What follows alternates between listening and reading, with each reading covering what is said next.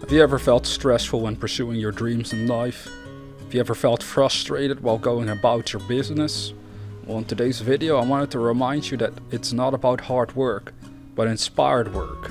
When you're truly inspired to do something, it happens easily. It feels like a free flow of ideas going with and through you, of activities happening with and through you. So it doesn't feel like hard work or stressful work any longer. If that is a state of mind you want to achieve, consider the points that we'll be discussing in this video.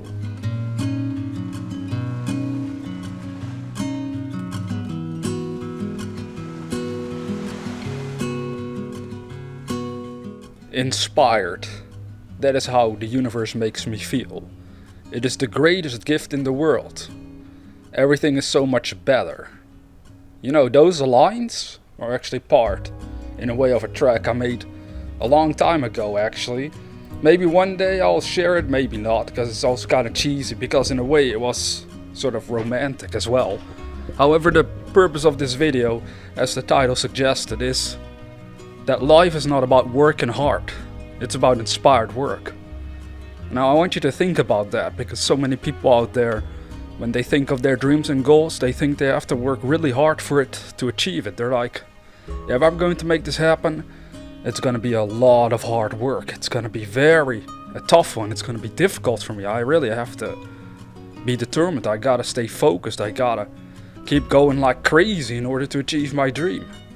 Well, you know, in a way, that attitude happens because people are not entirely certain in their abilities to succeed. Now, perhaps you don't recognize it from that angle, but in a way it's tied to that feeling of hurry and almost desperation, where you really feel like you don't have a lot of time to make it happen. This happens so many times. I really want you to think about it. People can set a goal, and then when they set the goal, they instantly feel like they have to achieve this within a certain amount of time, because otherwise they might be in trouble. Now, what do we mean by this? Okay, well, let's look at it. Some people set goals, for example, financial in nature, and maybe they have bills to pay. They have something that they need the money for as soon as possible, and because of that they become desperate in the pursuit of it. Now, one of the easiest ways to get money, of course, is to do it through the normal ways, which is a simple job. And even though it can be difficult finding a job at times, that's very true, that is the most, used way in life and how a person generates income. And then if they cannot find the job, and if they hear about, if you build your own life according to the power of your imagination, they might in a way become desperate and want to achieve it within a certain period of time. And if they don't, well, they feel a little bad about that, or maybe a little discouraged about it, or maybe they start to doubt in their dreams. But the important part here is that there's always this attitude of working hard, but it's not about working hard at all in life. It's about inspired work. Now, with inspired work, we literally mean what the word entails. You become inspired by the universe in order to make your dreams happen, instead of trying to work very hard against circumstances as they are. Now, how does a person do this? As we said in the description of the video, how do you do this, you may wonder? Well, the way to do this, I have found from personal experience, is to again have a clear vision first and foremost of what your dream is all about. Because what happens is that the vision itself starts to become expressed with and through you.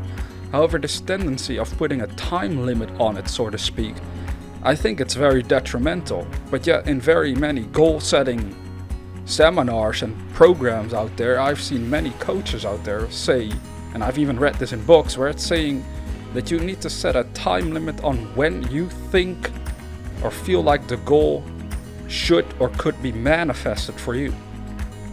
Now, this can be both good and bad.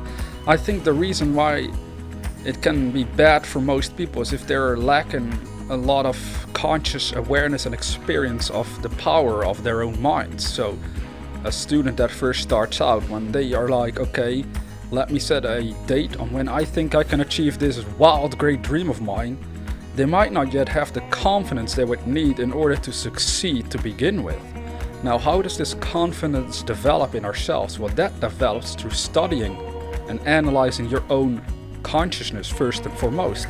So that is all inner work. That is stuff that is totally unrelated to your goals itself at first, to your work.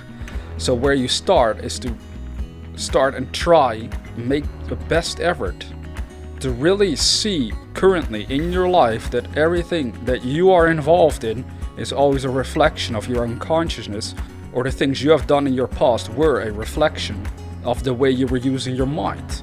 Now, once you do this, you start to develop awareness and understanding of what's actually happening here inside of yourself.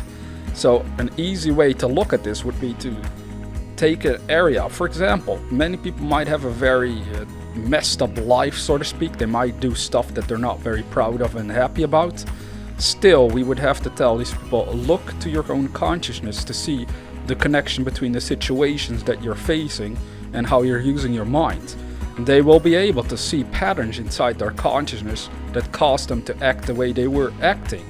Now, by becoming aware of this, you can start to grasp that if you change the concepts in your consciousness around, the way you will be acting also changes around. The way you will take action, the action you will become inspired to do. Because in the past you already were inspired at times to do certain things. Perhaps you've forgotten about it, but that is how it goes. You have had goals in your life in the past that you didn't necessarily know how to do, but you wanted them for whatever reason. And in a way you became inspired and the way you became clear. And it wasn't that much effort for you either. But you see, when it's a little simple goal as we would reason, well then we think it's easier than the bigger goals, as we would say.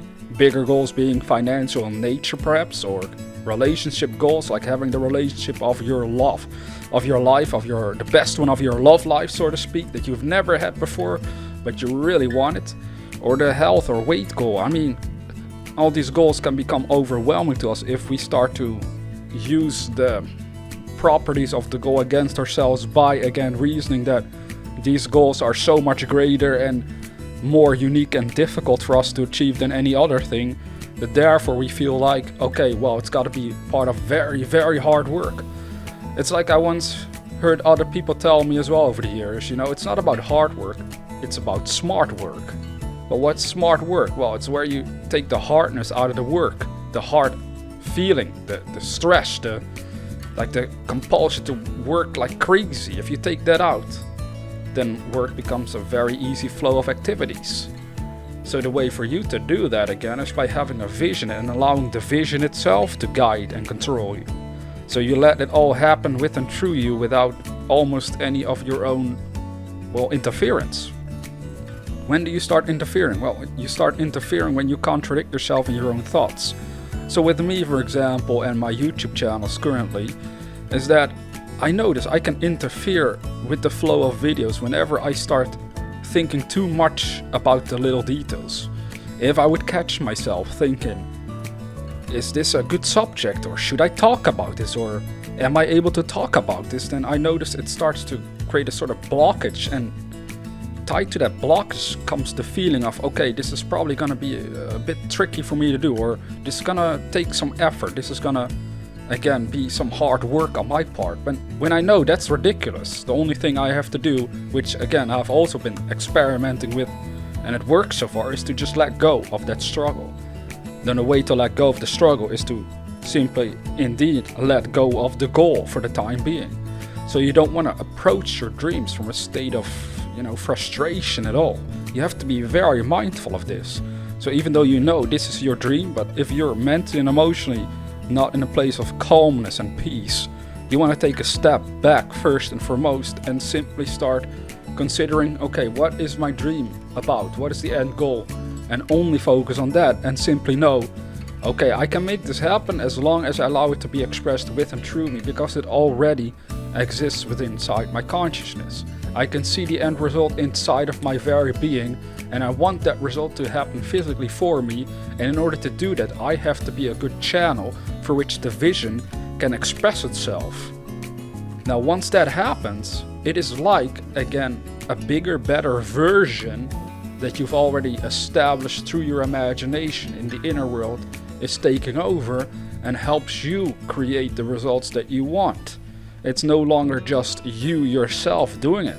It ties beautifully in with the concept that we talked about yesterday about finding God, that, as scripture says, it is not I that doeth the works, it is the Father within me. You could say it is not you that is doing the work, it is the power of imagination, your spiritual self, that is working within you, that is doing the work for you. But it's that ego, it's that physical reasoning that we have going on based on limitations and worries and doubts is always going to block it and make the road a lot harder for us to proceed on. But we don't have to make it hard. All you need to know, and this is what you gotta burn into your mind, all you really need to know is to have a clear idea of what you're after. And once you know what you want, you gotta let it dominate your consciousness. And once that happens, inspired actions start to arise out of your own vision. So in other words, when you start to become clear on where you want to go, you automatically become inspired to do certain things about it. Trust me, this really works. And where do most people mess it all up? Well, again, their reasoning mind takes over.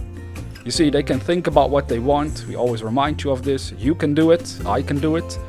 But if we don't watch out, it's so easy to also build all sorts of doubts, limitations, and contradictions inside our minds that are holding the good that we want away from us. But this is all a process of growth and expansion, and your vision will expand and express and grow with and through you. It will become you. It is you. Do you think somebody else is going to achieve your dream? No, it's your dream. How are you going to make your dream happen? By becoming in harmony with your own dream. And how do you become in harmony with your own dream, you may wonder? We've talked about this many times before, so we'll remind you of it again.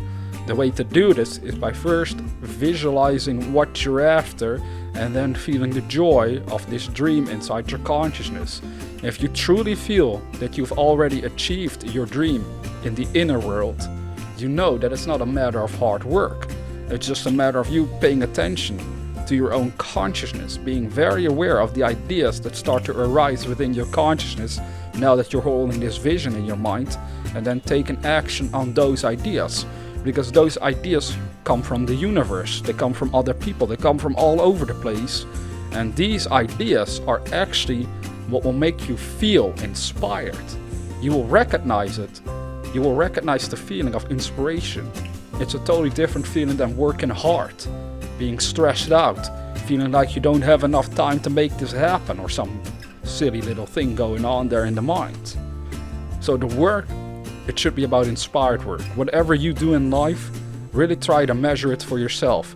Are the activities you're involved in based on inspiration you felt, you've received from within? Or are they based on a sort of hurry and worry based on current circumstances that you desperately want to change? Because there is a huge difference. And if you recognize the difference, then you can take control of it. That is the best way to learn, through metaphysical teachings. It's not so much by hearing me or other teachers talk about it, it's by you gaining the experience yourself and being able to take control of that power in your own life by directing your own consciousness in the right way. So again, pay careful attention to the way you're approaching and acting on your dreams. Is it from a place of inspiration? If it is, keep going. It will guide you towards the fulfillment over a certain period of time, so you don't really have to worry about when it's going to happen. It already did happen inside your consciousness. Or are you working from a place of frustration based on current circumstances? Can you see the difference? Really contemplate this deeply, because it can help you out immensely once you realize the difference between the two. Because then you have something to really work with. Then you're like, I'm not going to frustrate myself over these circumstances any longer. I'm going to allow the universe to inspire me by the vision that I'm holding inside my consciousness. I'm allowing that to inspire my actions instead, and no longer circumstances and the environment that I'm facing. And with that being said, dear viewer, never forget that we are the dreamers.